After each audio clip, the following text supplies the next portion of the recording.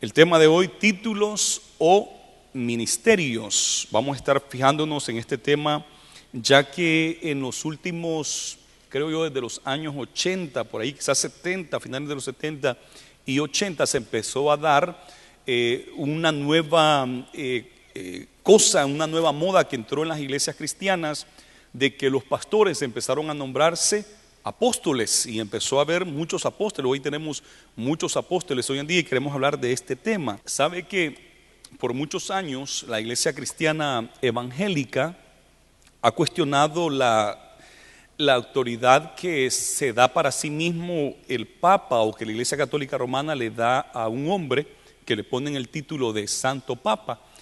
Y nosotros siempre cuestionamos porque queremos bases bíblicas para saber si eso es verdad. Entonces las bases bíblicas que ellos usan para decir que un hombre que se sienta en Roma puede ser llamado el Papa, dicen que es por la sucesión apostólica.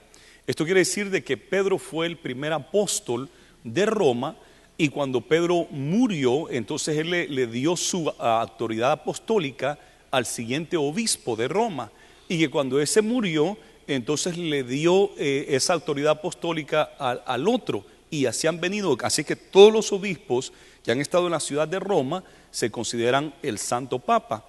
Pero no era un solo obispo que había antes, sino que estaba el obispo de Roma, el obispo de Jerusalén, que es donde nació la iglesia, en Jerusalén, el obispo en Alejandría, el obispo en Constantinopla y muchos obispos, pero hubo competencia a ver quién iba a ser el jefe de todos los obispos, y los de Roma dijeron: debe de ser aquí el de Roma. ¿Por qué? Porque en primer lugar Roma es la capital del imperio romano, ahí estaba la capital, Roma. El de Jerusalén decía: no, pues debe de ser el de Jerusalén porque la iglesia nació en Jerusalén, aquí fue donde Jesús estableció la iglesia, y la iglesia nace en Jerusalén. Incluso Jesús dijo: quédense en Jerusalén hasta que hayan sido vestidos del poder del Espíritu Santo, y entonces me van a ser testigos en Jerusalén, número 1, en todo Judea, número 2, en Samaria, número 3, y al mundo entero, y a todo el mundo, número 4. Y claro, Roma estaba allá, estaba ni en Jerusalén, ni en Judea, ni en Samaria. Roma ya toca en el cuarto nivel, ¿verdad? Así es que hubo competencia, o más bien discusión, quién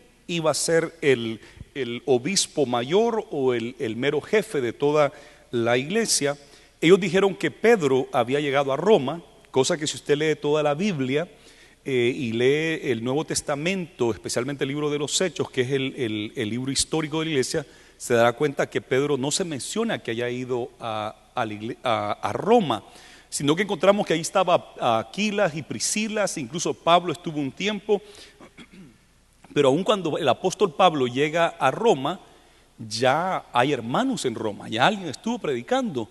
Y parece ser que no fueron los apóstoles que llegaron a Roma a predicar por primera vez, sino que hermanos diáconos, hermanos común y corriente que llevaron el evangelio.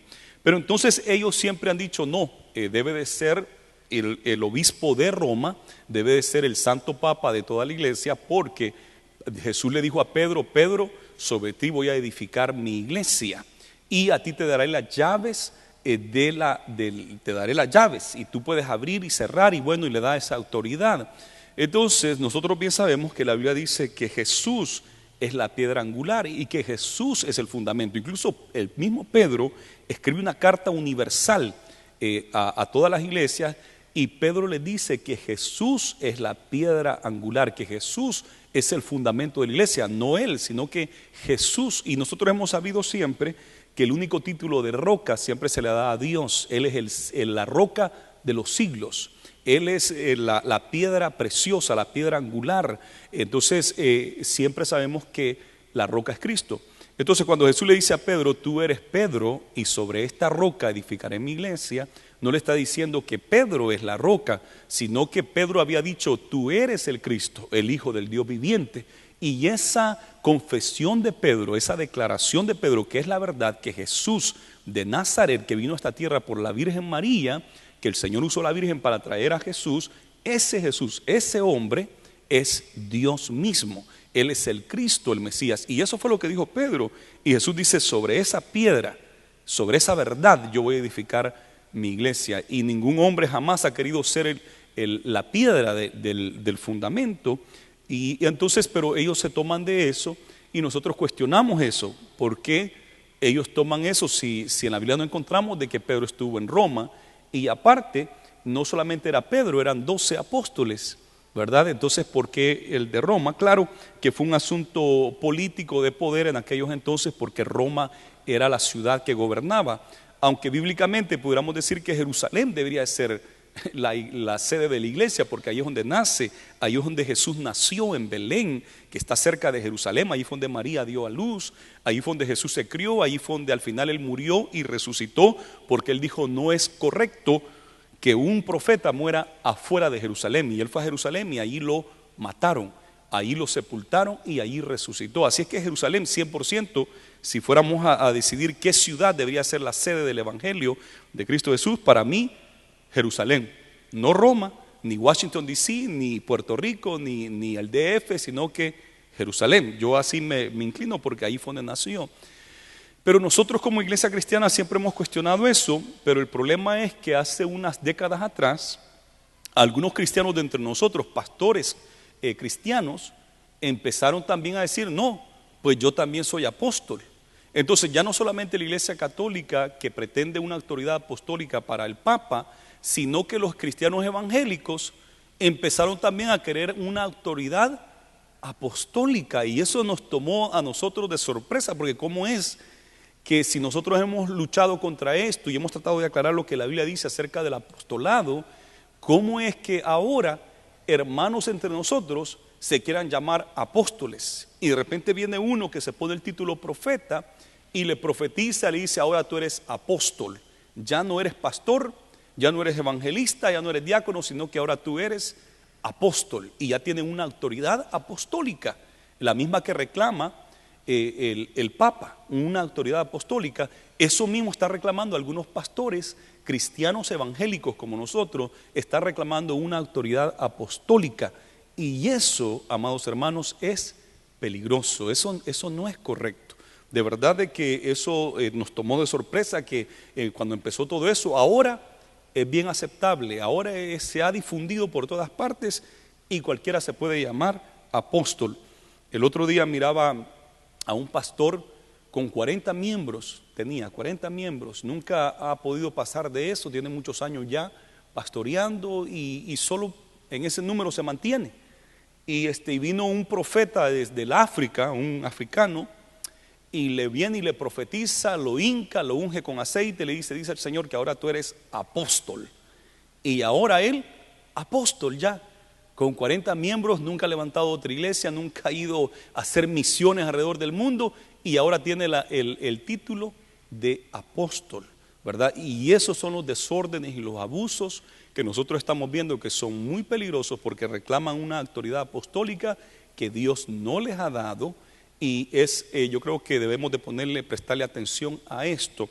Hoy vamos a estar estudiando esos dos títulos, el título de profeta y el título de apóstol. Pero antes de entrar a eso, quiero que miremos lo que la Biblia dice.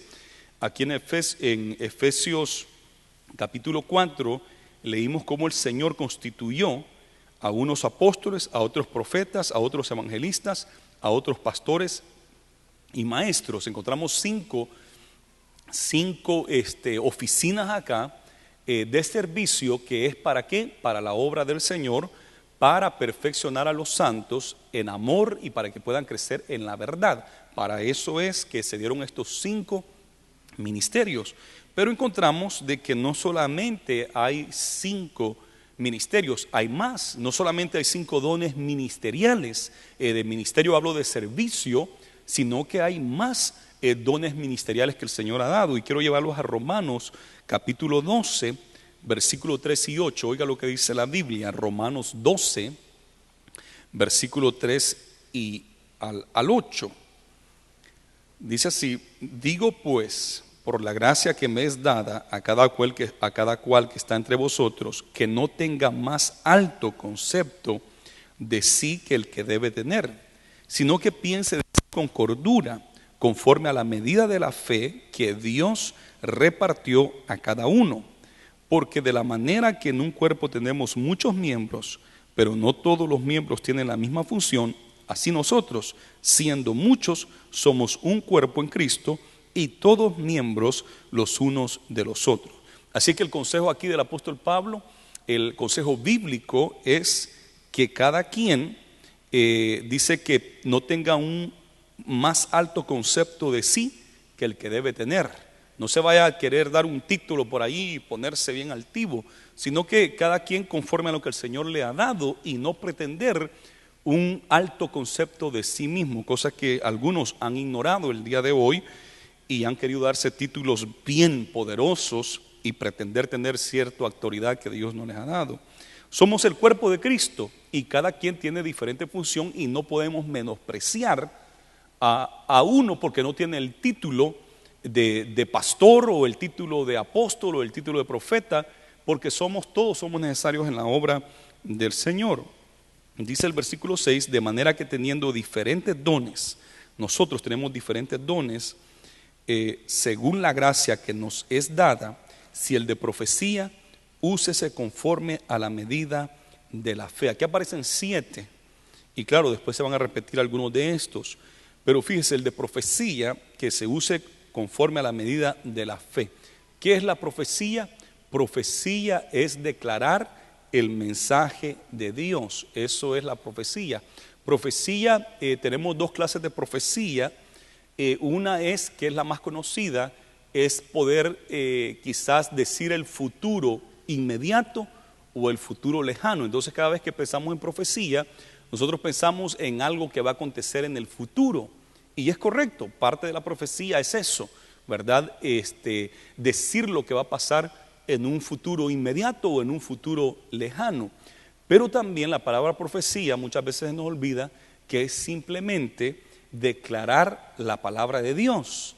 Entonces es el que da el mensaje de lo que Dios dice, de lo que Dios quiere, de lo que Dios demanda. Hoy no necesariamente debe ser en el futuro. Incluso cuando pensamos profético, pensamos en el futuro, ¿verdad? Pero sí hay que hacer hincapié en que tenemos dos clases de profecía. Una profecía que se dice la palabra que Dios demanda o que Dios da en ese momento, para ese momento, y claro, la otra que es para el futuro. Yo creo que Dios usa el día de hoy a personas, a vasos con el don de profecía. En la iglesia tenemos varios y hay algunos que ustedes quizás ni saben que tienen don de profecía, y ahí tengo varios hermanos que ustedes quizás ni piensan que tienen el don de profecía, que han venido, se han acercado a mí, me han dicho algo que el Señor les ha revelado y ha sido exactamente lo que yo he estado pasando, lo que el Señor está por hacer y se ha cumplido. Y ya están muy humilditos, siervos y siervas de Dios, y mucha gente aquí en la iglesia no saben que hay hermanos que tienen esos dones, ¿verdad? Entonces qué bueno por esos dones que Dios da. Tenemos aquí también en esta rama de la profecía tenemos lo que son sueños. Dios también se refería a los profetas en el Antiguo Testamento como videntes, uno que podía ver el futuro, podía ver algo que era el mensaje de Dios. Y tenemos hoy en día sueños, dice la Biblia en el libro de Job, que Dios habla de 2 y hasta 3 maneras, por medio de sueños y visiones de la noche. Dios tiene diferentes maneras de hablar, de dar el mensaje. Y Dios da sueños y muchas veces estos sueños son para alertarnos de algo que viene o algo que está por suceder o un mensaje que el Señor tiene, que no necesariamente tiene que ser para el futuro, sino algo que Dios nos está preparando. Y gloria a Dios por los sueños. Mi esposa, les he contado muchas veces cómo ha tenido tantos sueños y los escribe porque después exactamente diferentes cosas. Y a mí también el Señor me ha dado algunos sueños que exactamente se han cumplido y le doy gracias a Él porque Él nos prepara a través de sueños, ¿verdad? Ahora, con esto de los sueños y la profecía siempre tenemos que tener cuidado porque es bien fácil soñar cualquier cosa y ya pretender de que Dios me dijo, ¿verdad? Y Dios me dijo y ya vienen y toman el sueño como que eso ya es de Dios y no lo analizan y no lo juzgan y no lo ponen en balanza, sino que soñé y ya estuvo, ya es de Dios, pero no es así. No todos los sueños son de Dios, porque la mayoría de los sueños son de nuestra propia subconsciente. Si usted anda afligido, si anda preocupado, usted va a soñar con esas cosas, ¿verdad? Y la otra bien famosa es que si se fue al Taco Bell antes de acostarse, va a tener unas pesadillas bien extrañas, ¿verdad? Porque es muy lleno. Entonces, eso es cierto. Hay veces que no es palabra de Dios, no es un sueño de Dios y hay que tener cuidado. Yo cuando miro hermanos de que le dan mucho énfasis a soñé, amén, le escucho porque puede ser de Dios, ¿verdad? Porque la Biblia dice no menospreciéis la profecía, pero también hay que tratar de corregirles de que no todos los sueños son de Dios. Nosotros soñamos de por sí, los no cristianos, y los cristianos tienen sueños. Los que se han santificado y buscan el rostro del Señor tienen sueños, como los que no se han santificado y son usados por el diablo también tienen sueños. Así es que, y sueños naturales, humanos, de nuestra subconsciente. Así es que hay que saber distinguir. Y también hay otra área que también el diablo puede ponerle un sueño también, ¿verdad? Así es que, pero yo estoy en contra de aquellos que creen que solo el diablo está dando sueños y viven todos afligidos. Estoy en contra de eso, y estoy en contra también de aquellos que creen de que los sueños no tienen palabra de Dios o que los sueños simplemente son de la subconsciencia de uno. Estoy en contra de los dos extremos, porque yo creo que Dios puede usar los sueños para hablarnos, pero también creo de que muchos sueños son de nuestra propia subconsciente. ¿Entienden eso? Porque es bien peligroso cuando la gente se pone toda preocupada y corre para allá con estos sueños y bien afligido y que hay, y tranquilo, porque quizás ni es de Dios, examínelo, ¿verdad? Y el otro extremo de que no creer que Dios hable por medio de sueños, que todo fue porque comió mucha pizza y se acabó. No, no es así también. Hay que hacer un balance muy adecuado en esto, porque Dios habla por medio de sueños, por medio de visiones, por medio de profecía. Dios puede poner una palabra en el corazón de uno para decir, o en diferentes personas para decirle a uno. Así es que eso se da hoy, este día. Pero también nos dice acá que o si de servicio, versículo 7, en servir, o el que enseña, en la enseñanza. Hay un don ministerial de servicio, hermanos que sirven, que les gusta trabajar y servir a los demás. Qué bonito este don, porque Jesús dijo: el que quiera ser el mayor de ustedes, que sea el servidor de todos, ¿verdad? El servicio, no les gusta sentarse a que los atiendan, sino que les gusta estar atentos a las necesidades de los demás. El servicio en servir, el que enseña en la enseñanza, el que exhorta en la exhortación. ¿Qué es exhortar aquí? Exhortar acá es animar, darle ánimo. Exhortarles es motivarles, ¿verdad? No es reprensión, porque algunos piensan que exhortar es reprender, regañar. No es, o exhortar no es regañar, ni es reprensión, aunque hay veces que la exhortación trae parte de reprensión o regaño, eso es cierto, pero literalmente lo que quiere hacer, cuando se dice aquí exhortar, lo que quiere decir es motivar, animar al pueblo, porque hay veces que el pueblo se desanima y ya como que se quiere tirar la toalla. Entonces ahí entra uno con el don de exhortación y los exhorta: hermanos, vamos a levantarnos en el nombre de Jesús, sé fiel hasta la muerte y yo te daré la corona de la vida. Entonces uno como que se agarra fuerza, ¿verdad? Porque viene el que lo exhorta a levantarse, no te rindas, ¿verdad? Entonces uno agarra fuerza y sigue caminando. Esa es la exhortación, motivarlo, animarlo. Gloria a Dios por el don de exhortación. Y hay hermanos aquí en la iglesia que tienen el don de exhortación, ¿verdad? Y lo motivan a uno y le agarran de la mano, un abrazo, y hermano, dele para adelante, ¿verdad? Qué bonito estos dones. Todos acá tenemos cierto don que debemos de usarlo con fe debemos de usarlo. Y dice acá: el que reparte con liberalidad. Hay hermanos que dan, son dadivosos y tienen un don para dar. Y ven una necesidad, ahí están, ven las misiones y están ahí para la obra del Señor, para las misiones y para hermanos o personas, no de la iglesia, personas de afuera necesitadas, y reparten. Y dice la Biblia: hay que hacerlo con liberalidad, hay que dar generosamente, ¿verdad? Y no todos tienen ese don. Sería bueno que todos lo tuviéramos, ¿verdad? Pero todos aprendemos a dar, porque todos nosotros damos y todos nosotros tratamos de motivar y animar, y todos tratamos de enseñar a nuestros hijos de alguna manera. Tenemos que todos tener esto, ¿verdad? Pero hay algunos que lo tienen el don para eso y otros no. Entonces de eso es lo que está hablando aquí el apóstol Pablo. Dice: el que preside con solicitud. Hay algunos que tienen el don para presidir, para guiar, para organizar y para dirigir, ¿verdad? Y tienen ese don para poder hacer que el pueblo se una y que se logren los objetivos, uno que dirige. Entonces el que dirige, el que preside, ahí viene la palabra presidente, el que está al frente, con solicitud, o sea, con esfuerzo, con esmero, no dejándolo para mañana o ahí a media, sino que con solicitud hay que presidir bien, ¿verdad? El que hace misericordia con alegría, aún el hacer misericordia, nos dice acá que es un don que el Señor nos ha dado. Así que tenemos estos dones, todos estos dones son prácticamente para servir al pueblo de Dios, es para el servicio del pueblo. Ninguno de estos dones es para sacar provecho personal, ninguno de estos dones son para mi persona, para que yo saque provecho. Hay uno solo que sí es para uno mismo y ya vamos a llegar a ese, pero todos los demás son para la edificación del pueblo. Fíjese lo que leímos también ya aquí en Efesios, nos dice de que están ahí los 5, ¿verdad?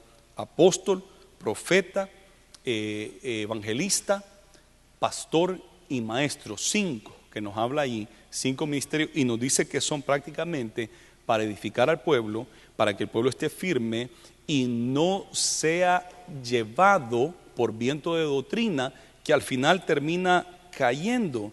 Mire cómo lo pone acá, para que ya no seamos niños fluctuantes, Efesios 4:14, para que ya no seamos niños fluctuantes, llevados por doquiera de todo viento de doctrina, por estratagema de hombres que para engañar emplean con astucia las artimañas del error, sino que siguiendo la verdad en amor, ahí están las dos palabras, verdad y amor, debemos de tener esas dos cosas nosotros, la luz del Señor y el amor del Señor, eso va de la mano, porque algunos tienen la verdad pero no tienen amor, tienen la verdad pero critican, señalan, acusan y así sin nada de amor, pero tienen la verdad.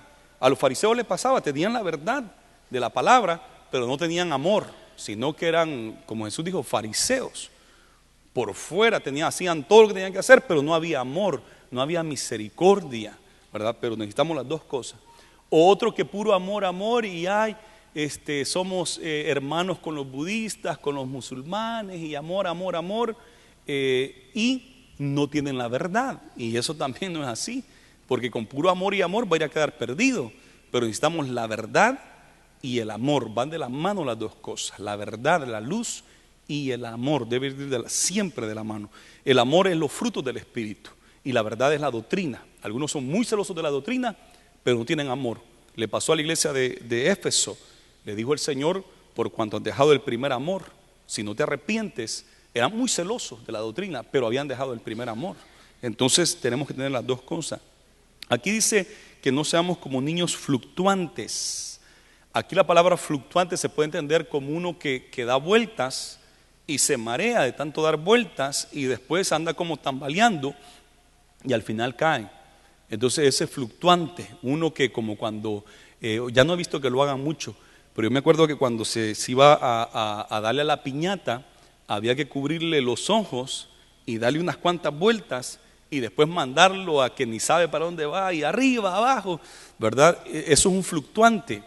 Hoy he visto que ya no lo hacen así, sino que a los niños con los ojos abiertos y todo, y yo quiero que los venden y les den vueltas para que sea más divertido, pero sabe que así hay gente en el ámbito espiritual, fluctuantes, vendados y todos mareados y oyen acá, oyen allá y ¿qué va a pasar al final? Van a caer porque son fluctuantes, están tambaleándose y al final van a caer, pero el Señor puso todos estos ministerios para que no seamos niños fluctuantes que al final caen, sino que estemos firmes. Eso es lo que el Señor quiere, para eso se dieron estos dones. Aquí también se nos dice en 1 Corintios 12:28, donde también el apóstol Pablo habla acerca del cuerpo, somos el cuerpo de Cristo, nos dice los diferentes dones que tenemos, ahí menciona 9 en esa ocasión, pero al final nos vuelve a dar otros cuantos. En 1 Corintios 12, versículo 28, y a unos puso Dios en la iglesia, primeramente apóstoles, luego profetas, lo tercero maestro, luego los que hacen milagros, y aquí él da como en un orden de importancia, primero apóstoles, segundo profetas, tercero maestros, luego los que hacen milagros, después los que sanan. Y muchas veces queremos darle más énfasis a los milagros y las sanidades que a la palabra de Dios, porque la profecía es palabra de Dios, a la enseñanza de la doctrina. Le queremos dar más énfasis a los milagros y sanidades que a lo que es lo concreto, lo que es la palabra del Señor. Y el Señor nos ha dicho siempre, tengamos cuidado con eso, porque en aquel día muchos van a decir: Señor, pero yo sané en tu nombre, eché fuera demonios, milagros y prodigios, cosas extraordinarias. Y el Señor va a decir: apártense de mí, hacedores de maldad, porque no os conozco, porque menospreciaron la palabra de Dios, menospreciaron la doctrina, menospreciaron la verdad. Y la verdad es bien importante, la palabra del Señor es sumamente importante. Incluso la fe viene por el oír, y el oír ¿qué? La palabra de Dios. Y para tener milagros y sanidades hay que tener fe, y todo viene de la palabra de Dios. No podemos tener fe en el Buda o fe interna, humana, nuestra, como algunos pretenden ahí, una confesión positiva meramente humana y nada que ver con el Espíritu Santo, con el Señor Jesús. Pero si uno se va nomás con las sanidades y milagros, se puede meter en cualquier pensamiento humano o filosofía asiática que están bien de moda ahora en Estados Unidos.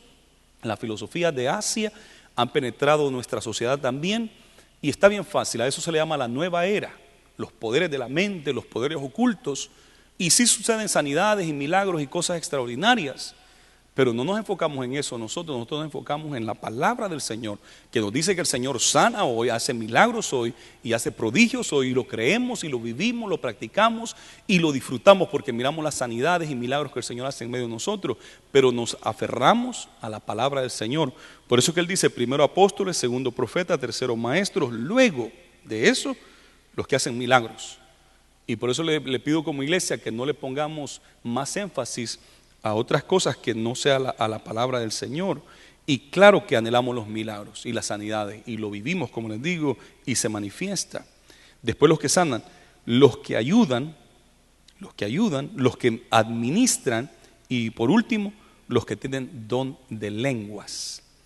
¿Y por qué aparecen lenguas de último? ¿Por qué aparece el don de lenguas de último?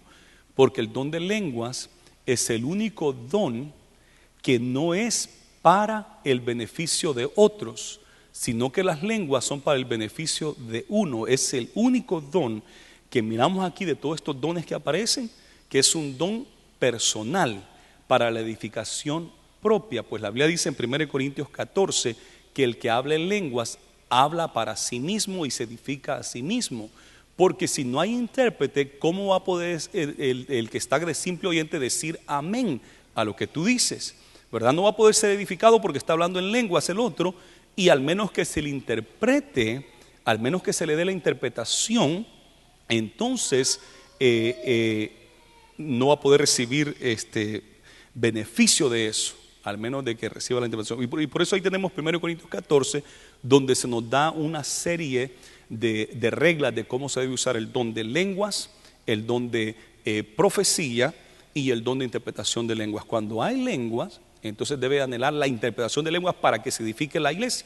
Y si no hay don de interpretación de lenguas, entonces dice que hable para sí mismo en voz baja, porque hay veces una persona puede estar hablando en lenguas bastante fuerte, y los demás pues no reciben bendición, incluso ya ni pueden orar muy bien porque la persona está gritando bien fuerte, ¿verdad? Y uno no sabe si es que está poseída, o si está con una gran aflicción, o si es el Espíritu Santo, porque grita desmedidamente, ¿verdad? Entonces, y por eso la Biblia dice: hable para sí mismo, baje. Usted puede tener esos gemidos para usted mismo cuando se reúne en público. Ahora, si está en su casa, dele.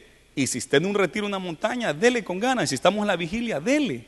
Pero cuando nos reunimos y tenemos inconversos, amigos presentes, dice la Biblia que seamos sabios con estos dones, porque el don de lengua solo es para edificación propia, al menos que haya interpretación para que los demás puedan decir amén a lo que tú estás diciendo. De otra manera, es edificación propia. Es el único don que es para uno mismo. De ahí todos los demás es para edificar a los santos, para bendecir al pueblo. Y eso es lo que debemos de anhelar, porque el Señor no quiere que seamos egoístas, sino que seamos servidores, que sirvamos a los demás, sirvamos a Dios y a los demás. Pero dice el apóstol Pablo, prefieran el don de profecía anhelen el don de profecía, anhelen los mejores dones, pero no impidan el hablar en lenguas, ¿verdad? También anhelen las lenguas. Está bueno anhelar el don de lenguas, anhélelo, pero más que profeticéis, dice, porque ese es el que sirve para la edificación de la iglesia. Así que tenemos todos estos dones acá, para eso son, para servir al pueblo, para guiar, para fortalecer al pueblo. Pero en 1 de Juan 4:16 nos dice esto, teniendo en cuenta estos dones que el Señor nos ha dado, dice: amados, 1 de Juan 4, del 1 al 6, amados, no creáis a todo espíritu, sino probad los espíritus si son de Dios, porque muchos falsos profetas han salido por el mundo. En esto conoced el Espíritu de Dios.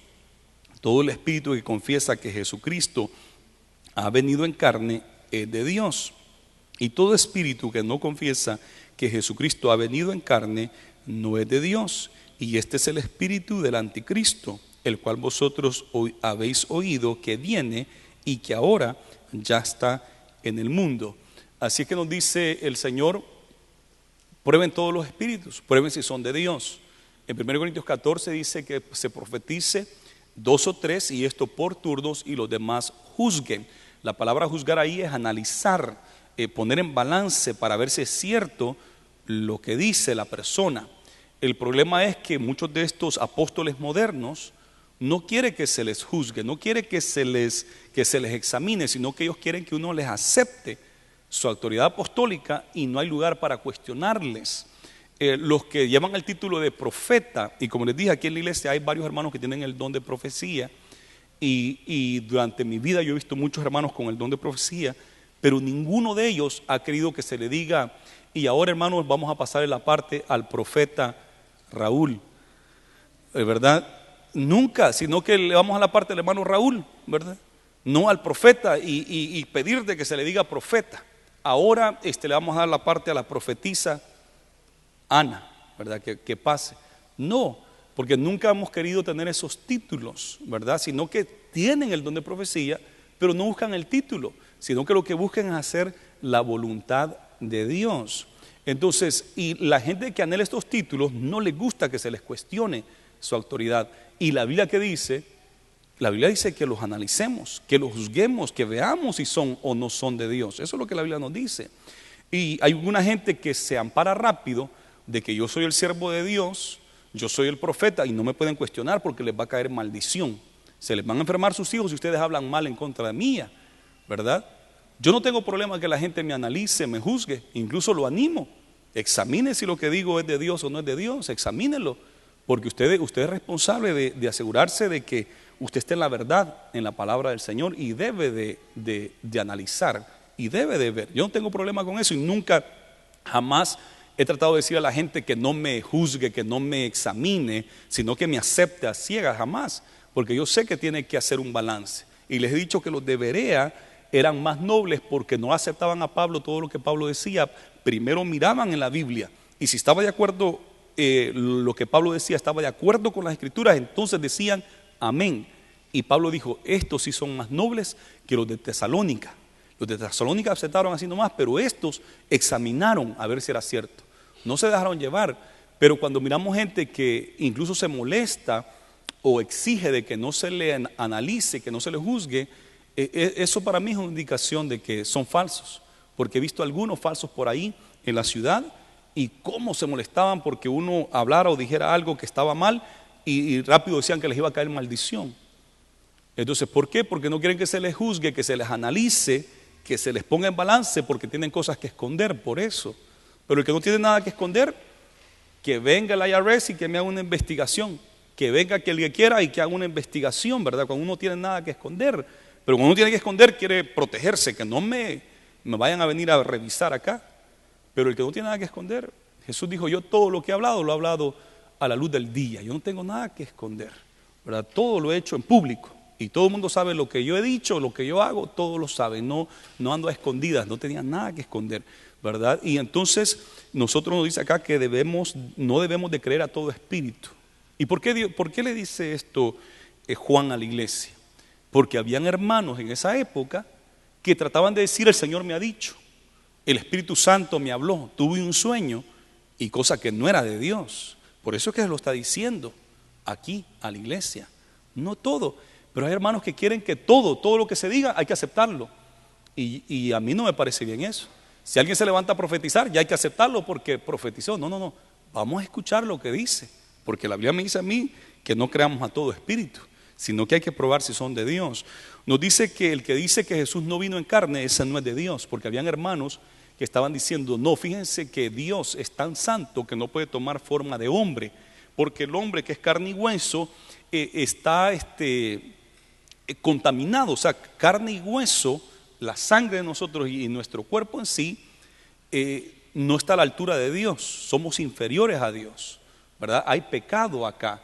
Entonces ellos dijeron: Dios no pudo venir en carne, vino en espíritu, ¿verdad? Vino como espiritualmente, Él no era de carne y hueso, Él era espíritu. Entonces murió espiritualmente, resucitó espiritualmente, y se metían en graves problemas porque no quería reconocer que la Virgen María había dado a luz a Jesús 100% hombre. Eso no lo querían reconocer porque pensaban: Dios no se puede hacer hombre, porque el hombre es inferior, Dios no puede contaminarse de esa manera. Pero ¿qué dice la Biblia? Dios se hizo hombre y habitó entre nosotros, y era la única manera de morir literalmente. Algunos querían decir murió espiritualmente en el espíritu. No, murió físicamente, su cuerpo murió, por 3 días estuvo muerto, y al tercero resucitó. La palabra resucitar es que el cuerpo se incorpora, porque el espíritu y el alma nunca mueren. Unos se van directo al infierno, otros se van a la presencia del Señor, y nunca muere el espíritu y el alma, siempre está consciente. Entonces, cuando hablamos de resurrección, no estamos hablando de una resurrección del espíritu y el alma, porque el alma y el espíritu siempre están conscientes. Lo que no está consciente es este cuerpo, este cerebro, ¿verdad? Y cuando hablamos de resucitar, es que Jesús, el cuerpo de Él, se volvió a levantar, y eso fue glorioso. Y esa es una promesa que nosotros también vamos a resucitar. Es una promesa de Dios que nosotros también vamos a resucitar. Entonces, esto estaban tratando de decir: no, Dios es tan santo que no vino en carne. Y eso no es correcto, Jesús vino en carne, ¿verdad? Entonces algunos trataban de decir eso, en esta época estaba de moda, y Juan les dijo: el que dice eso no es de Dios. Y ustedes ya escucharon de que viene el anticristo, y ya el espíritu del anticristo está en el mundo, pero opera en el mundo. Ahora ya está en el mundo el espíritu del anticristo, siempre ha estado. Si esto se dijo hace 2000 años, siempre ha estado en el mundo, no es cosa nueva de que el espíritu del anticristo esté ya aquí en esta tierra. ¿Y qué es el espíritu del anticristo? Negar a Jesús de Nazaret como el Cristo verdadero, como el Dios verdadero, como el Mesías, el Cristo. Eso es el anticristo, negar a Jesús de Nazaret como el Cristo. Y ese espíritu ya está acá, y hay muchos que se levantan, y no medio diabólicos, algunos que bien intelectuales. No, Jesús no era el Cristo. Jesús lo que era es que era un gran maestro, un maestro de la moralidad, de la paz. Pero que fuera Cristo, que haya resucitado el tercer día, eso no es así. Y no los ve que están endemoniados y que los ojos se les cruzan y todo, y que Jesús no es Dios. No, bien intelectuales, bien pasivos, bien tranquilos, pero negando a Jesucristo. Quizás no están poseídos del diablo, pero tienen el espíritu del anticristo, porque están negando que Jesús sea el Cristo, el Señor, ¿verdad? Entonces eso es lo que está diciendo aquí Juan. Y ya el espíritu está aquí, del espíritu del anticristo, y sabe que por mucho tiempo se ha tratado de decir tal persona es el anticristo. Desde Nerón, un emperador de Roma en aquellos entonces, los cristianos quisieron decir que Nerón era el anticristo en aquella época. Después pasaron mucha gente, y este es el anticristo. Algunos que el papa tal es el anticristo, otros que el presidente tal es el anticristo. Adolfo Hitler es el anticristo, dijeron algunos cristianos en aquella época. Otros que George Bush es el anticristo. Y ahora ya se puso de moda que Obama es el anticristo, y hay gente que se lo cree. Obama es el anticristo, y se le ha dicho anticristo a un montón. El espíritu del anticristo está acá, pero sí viene un personaje en el futuro cercano, creo yo, que se va a revelar como el anticristo, un agente del diablo. Pero ese es otro tema, ¿verdad? Pero sí quiero hacerles saber esto a ustedes, porque no quiero que ninguno acá salga todo alborotado, todo afligido, que Obama es el anticristo, que tal persona, y, tranquilos, tranquilos, nosotros no esperamos al anticristo, nosotros esperamos a Jesús de Nazaret, que va a regresar por nosotros. Gloria a Jesús, démosle ese fuerte aplauso al Señor. No hay que afligirse por estas cosas, lo que hay que hacer es meterse bien a la palabra, lo que la Biblia dice, y tenerlo sólido como verdad, ¿verdad? Porque esta es la verdad y no nos aflige nada de eso que sucede. Ya ha estado desde hace mucho. Hijitos, vosotros sois de Dios, dice el versículo 4, y lo habéis vencido. ¿A quién? Al anticristo. Has vencido eso que ahora opera en el mundo. Hijitos, vosotros sois de Dios, versículo 4, primera de Juan 4:4, y lo habéis vencido porque mayor es el que está en vosotros que el que está en el mundo. De aquí es donde se toma, de aquí es donde se toma. Ustedes ya vencieron al anticristo porque mayor es el que está en ustedes que el que está en el mundo. Así es que, ¿por qué tener miedo? ¿Por qué andar todo afligido? No, nosotros lo hemos vencido porque Jesús está en nosotros. Ellos son del mundo, por eso hablan del mundo y el mundo los oye. Nosotros somos de Dios y el que conoce a Dios nos oye. El que no es de Dios no nos oye. En esto conocemos el espíritu de verdad y el espíritu de error. Así es que bien nos ha dicho, hay que examinar. Hay otras porciones bíblicas donde dice también que debemos de tener cuidado. Jesús dijo en Mateo 24, muchos falsos profetas se levantarán. No sé qué es lo que está pasando. Muchos falsos profetas se levantarán, dijo Jesús, tengan cuidado porque van a venir y muchos van a ser engañados. Es algo que ya se nos dio la advertencia a Jesús mismo de que tenemos de que estar alertas y cuidado. Dice también otra porción bíblica de que iban a venir falsos apóstoles en lo que es Segunda de Corintios 11, versículo 13, nos habla también acerca de los falsos apóstoles que se iban a levantar. Y en Apocalipsis capítulo 2, gracias. En Apocalipsis capítulo 2, versículo 2 también nos dice de los falsos apóstoles. Mire lo que dice en Apocalipsis 2:2.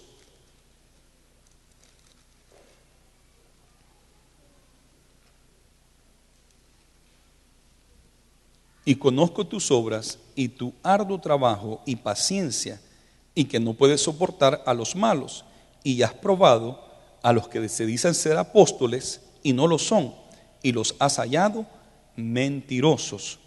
Así es que aquí nos dice de que habían falsos apóstoles ya, y hay que probarlos, y si son hallados mentirosos, pues hay que declararlo, ¿verdad? Así es que claramente la Biblia nos dice que iban a venir falsos apóstoles que se iban a querer nombrar apóstoles.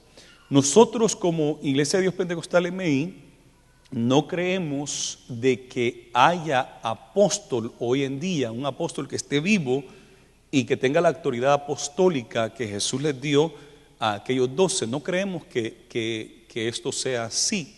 ¿Por qué no creemos que sea así? Porque en Hechos capítulo 1 se nos dice qué son los requisitos para ser un apóstol. Y dice el versículo 21, Hechos 1:21, es necesario pues que de estos hombres que han estado junto con nosotros todo el tiempo que el Señor Jesús entraba y salía entre nosotros, comenzando desde el bautismo de Juan hasta el día en que de entre nosotros fue recibido arriba, uno se ha hecho testigo con nosotros de su resurrección. Aquí están hablando de que uno debe tomar el lugar de Judas Iscariote, que era uno de los 12 apóstoles, pero que traicionó al Señor y quedó en condenación. Entonces dice, hay que tomar a uno. Entonces, y dijeron, tiene que ser alguien que sea testigo con nosotros, ¿de qué? De su resurrección. Por lo tanto, estos requisitos solamente se puede aplicar a personas que vivieron en el primer siglo de la era cristiana. O sea, los que vieron a Jesús caminar en esta tierra, los que vieron cuando lo crucificaron, cuando lo sepultaron y que son testigos también de que resucitó. Entonces, solamente alguien que haya sido testigo ocular de eso puede ser apóstol. puede ser llamado al apostolado, número uno. Número dos, debe de haber sido comisionado directamente por Cristo Jesús.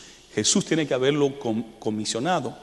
El apóstol Pablo dijo: yo no debería de ser llamado apóstol porque no soy digno, porque yo perseguía la iglesia, pero Jesús se me apareció cuando yo iba de camino hacia Damasco, y él allí se me apareció y me comisionó, y el Señor lo llamó para ser apóstol, y él decía apóstol a los gentiles. Entonces miramos acá que en el 1 Corintios 15 encontramos que también Pablo fue testigo de la resurrección de Cristo Jesús, y por eso es que él podía ser llamado apóstol, porque él fue testigo. Dice, se apareció a los 11 apóstoles, se le apareció a Cefas, que es Pedro, y por último, como a un abortivo, se me apareció a mí. O sea, Pablo está diciendo: yo soy testigo de la resurrección de Cristo Jesús. Yo lo miré resucitado, y yo puedo claramente predicar y decir: soy testigo de que Jesús de Nazaret ha resucitado. Y entonces el segundo paso es que Jesús lo comisione, le dé esa autoridad. A ver si me regulas el volumen, no sé, David, o me apagas aquí los monitores. Entonces, no estará muy fuerte. O no sé si aquí los monitores me los pusiste fuertes, si me los apagas, quizás los cancelas los monitores. Así es que tenía que haber sido comisionado por Jesús. Encontramos entonces que al ser comisionado por Jesús no quiere decir que no debe ser instituido por hombre. No puede ser un hombre el que se lo dé ese título, ni tampoco puede ser al azar escoger dos personas, tirar un volado, como dicen en México, tirar, ¿verdad?, cara o corona, a ver qué va a caer, y si cae cara, tú eres, y si cae corona, pues eres tú. El apostolado no se podía decidir tirando un volado o al azar, no se podía definir así. Pero Pedro, antes de ser bautizado con el Espíritu Santo y fuego, porque esto es el capítulo 1, es hasta el capítulo 2, gracias, es hasta el capítulo 2 que reciben el bautismo del Espíritu Santo y fuego. Entonces, antes de recibir el bautismo, Pedro se adelanta y dice: aquí tenemos estos dos hombres, está este y este, vamos a pedirle al Señor que vamos a echar suerte, y que donde caiga la suerte, que ese sea. Y cayó sobre uno que nunca más se vuelve a mencionar en la Biblia.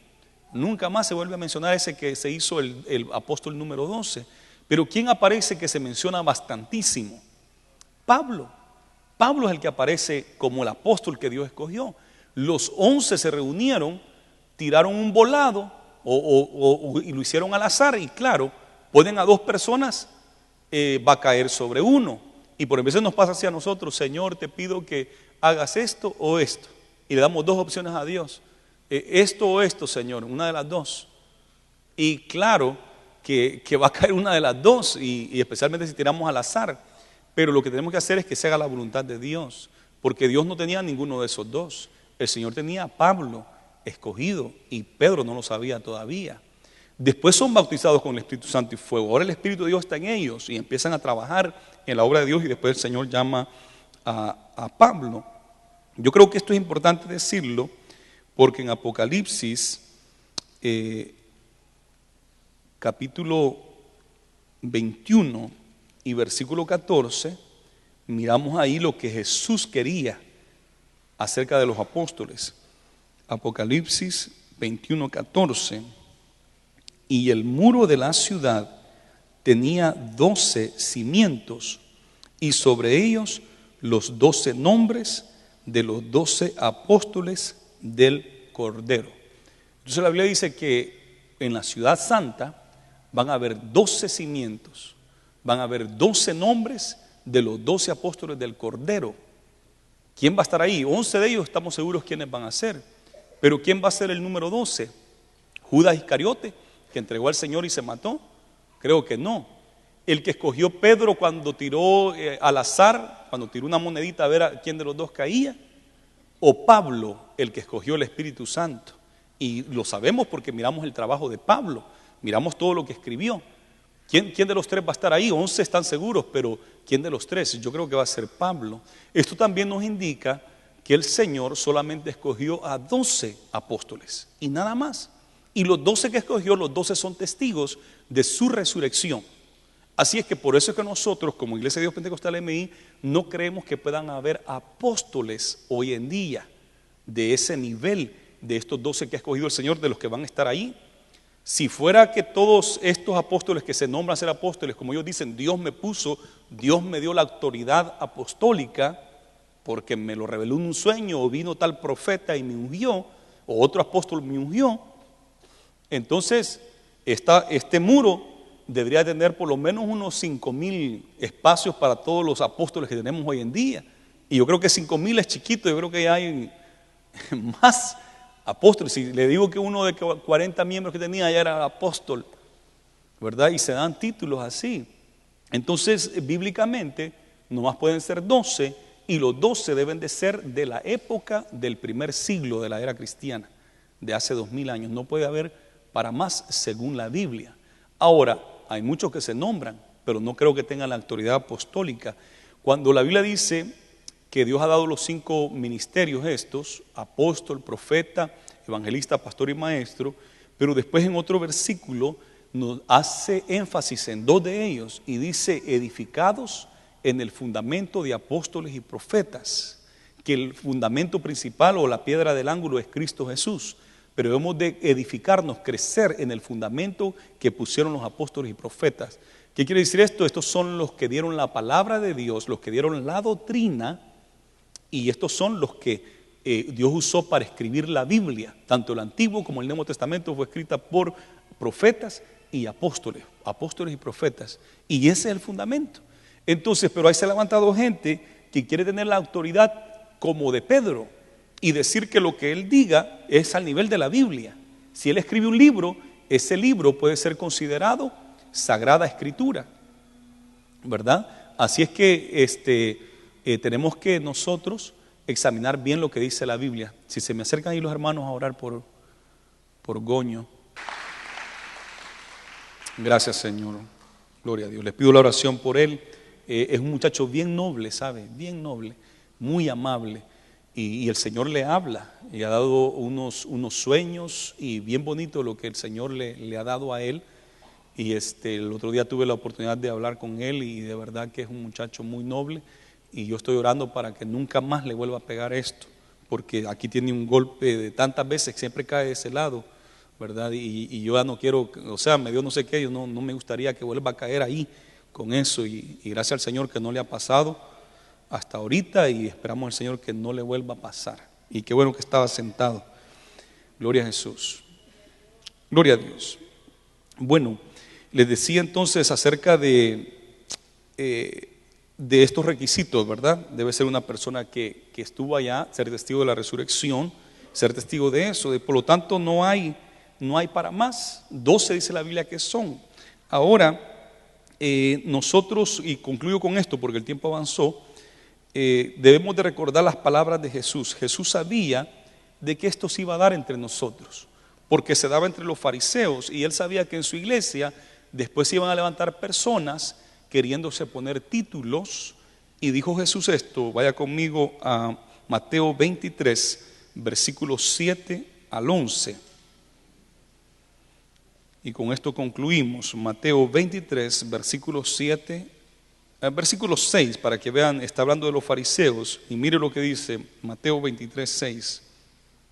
Y aman los primeros asientos en las cenas y las primeras sillas en las sinagogas, que eran los lugares de reunión para la adoración a Dios, y las salutaciones en las plazas, y que los hombres lo llamen rabí. Rabí, ese era el título de antes, rabino o rabí, ¿verdad? Maestro, que quiere decir maestro, y le llamaban, quería que le dijeran rabí.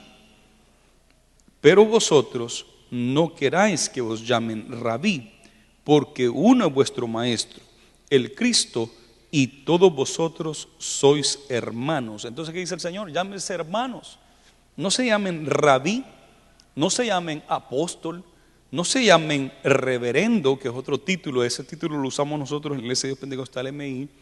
Y tengo que decir algo, porque yo de que era miembro no me gustaba la palabra reverendo, ¿verdad? Y entonces en nuestro concilio, después de 7 años de pastor, después de 7 años lo ungen al ministerio completo. En el momento que lo hacen un ministro ordenado, entonces se le pone el título reverendo. Antes de eso no se le llama reverendo, sino pastor. Ya al ser un ministro ordenado, ya se le pone el título reverendo, y es un título legal en Estados Unidos y muy, muy aceptado en esta sociedad americana, ¿verdad? Cuando yo escribo un documento legal importante para corte de inmigración o algún caso, entonces ahí sí uso el título reverendo. Es la única vez que me pongo reverendo, para que ellos sepan que soy un ministro ordenado y que tengo la autoridad. Incluso como reverendo me pueden llamar a una corte como un experto en el área de la Biblia o de la palabra del Señor, como un experto ministro, ¿verdad? Hay algunos en Estados Unidos que han corrido para presidente solo porque tienen el título reverendo. Solo por eso tenemos a Reverend Jesse Jackson, que está corriendo para presidente desde los 90 y nunca queda. Y últimamente se le añadió otro reverendo, el reverendo Al Sharpton, que es un pastor africano también, afroamericano, y que pretende ser presidente, y el título que él siempre se pone es reverendo, ¿verdad? Porque es un título aceptado en Estados Unidos. Entonces yo siempre estuve en contra de eso de reverendo, porque yo conocí hermanos que querían ser reverendo y anhelaban que se les dijera reverendo, y yo no quiero que me digan reverendo, yo quiero que me digan hermano. En varias ocasiones me ha tocado que hermanos me piden disculpas. Perdón, le dije hermano, pastor. Y yo, no se preocupe, dígame hermano. Sí. Entonces, y hace poco me pasó, una hermana me dice hermano, y después, no, perdóneme, pastor. No, dígame hermano, y yo no tengo problema con eso. O sea, yo no quiero que me anden diciendo pastor, pastor, y que si no me dicen pastor me voy a ofender. No, si es hermano es mejor todavía, porque lo mantiene humilde. Pero cuando ya uno pastor o el título reverendo, y hay gente que anhela ser el reverendo porque sabe que tiene mucha autoridad y prestigio en Estados Unidos, tener el título reverendo, y anhelan eso. Pero dice Jesús, no anhelen esas cosas, no anhelen. La palabra reverendo viene de latín, y los de Inglaterra lo adoptaron bastante, especialmente cuando se hace la reforma y se apartan de la Iglesia Católica Romana. Ellos adoptaron, y entonces originalmente era The Reverend, y el nombre del pastor, el reverendo, siempre era The Reverend, pero después se le quitó The y nomás se dejó Reverend, o se le quitó el reverendo, sino que nomás reverendo. Pero era un asunto como el honorable. Hasta ahorita a los jueces le dice el honorable, the honorable judge, presiding, ¿verdad? El honorable juez. Entonces, y así era prácticamente el reverendo tal, y había que darle como respeto, ¿verdad? Prestigio, porque era una persona líder en la obra de Dios. De ahí es donde viene. Y a mí nunca me ha gustado, y estoy en contra de ese título, y no me gusta que me digan. Por veces los jóvenes me bromean, me dicen reverendo, porque saben que no me gusta que me digan así. Entonces, y nosotros tenemos eso en nuestra iglesia. He estado hablando de los apóstoles, pero nuestra iglesia tiene el título reverendo, que también es cuestionable porque no es bíblico, ¿verdad? Y tengo que decirlo porque como es algo que nosotros usamos, bien pudiera dejarlo a un lado, pero casi es igual, querer ser llamado reverendo, querer ser llamado apóstol, es igual. Pero Jesús dijo, no anhelen esas cosas, sino de que somos hermanos, dice, lo continúo aquí leyendo, no seáis, dice, y no llaméis Padre vuestro a nadie en la tierra, porque uno es vuestro Padre, el que esté en los cielos. Dice, no le llamen Padre a nadie, ¿verdad? Pero como que si ya Dios sabía de que en el futuro a los líderes religiosos le iban a decir Padre. Hay veces que tenemos gente nueva y no me dice pastor o hermano, sino que me dice Padre, y yo me quedo, porque piensan que soy como de los católicos, ¿verdad? El padrecito. Entonces Padre me dicen, y yo entonces dice el Señor, no le digan a nadie Padre, pero es lo primero que la gente va, y Padre, ¿verdad? O Papa, que es lo mismo, Padre. Es lo primero que hace, decirle Padre o Papa. Pero dice el Señor, no le digan a Padre a nadie en la tierra, uno es nuestro Padre. Eso es lo que Jesús dijo, aquí usted lo tiene, Mateo 23, 9, y no llaméis Padre vuestro a nadie en la tierra, porque uno es vuestro Padre, el que está en los cielos. Ahora aquí estamos hablando de título, pero claro, al papá hay que honrar a tu padre y a tu madre, eso es 100%. Pero ya darle título de padre a alguien que no es su papá biológico o su papá adoptivo, ya dice el Señor, no hagas eso, porque un Padre tenemos que esté en los cielos, ni seáis llamados maestros, porque uno es vuestro maestro, el Cristo. El que es el mayor de vosotros sea vuestro servidor. Eso es lo que el Señor dice. No busquen los títulos, sino que sirvan. Yo creo que no necesitamos títulos para usar a plenitud nuestra autoridad espiritual.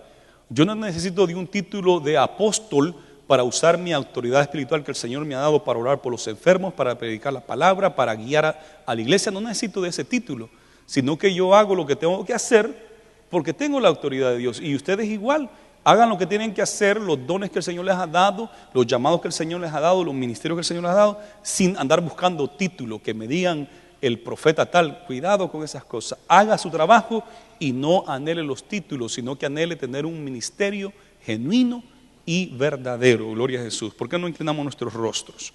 Gracias, Señor, por tu palabra. Ayúdanos a entender, Señor, esta situación, ya que se han levantado muchos apóstoles que se han levantado, Señor, proclamándose, autoproclamándose apóstoles y profetas y diferentes títulos que se dan. Ayúdanos a ser humildes, a no perder de vista el llamado que nos has hecho, Señor, a no perder de vista la humildad, a mantenernos en la humildad y en el servicio genuino a ti, y no querer ser llamados estos grandes títulos para que la gente nos tenga respeto o temor, sino que podamos hacerlo con sinceridad y humildad, el llamado que tú nos has dado, Señor, que tu pueblo pueda entender tu palabra y la podemos poner por obra en el nombre de Jesús. Yo quiero hacer una invitación. Si hay alguien en medio de nosotros que todavía no ha entregado su vida a Jesús, hoy es el día de salvación, es el día que le puede decir a Jesús: Señor, yo te quiero recibir como mi Dios y mi Salvador. La Biblia dice que solamente a través de Cristo Jesús tenemos salvación y vida eterna. Quiero darle la oportunidad a alguien acá que necesita entregar su vida a Jesús, aceptarle como su Dios y su Salvador, o alguien que se quiera reconciliar, que sabe que antes caminaba con el Señor y se ha apartado. Hoy es el día para reconciliarse. ¿Hay alguien? Queremos orar por usted para que acepte a Jesús o para que se reconcilie y entregue su vida a Él y comenzar de nuevo. ¿Hay alguien?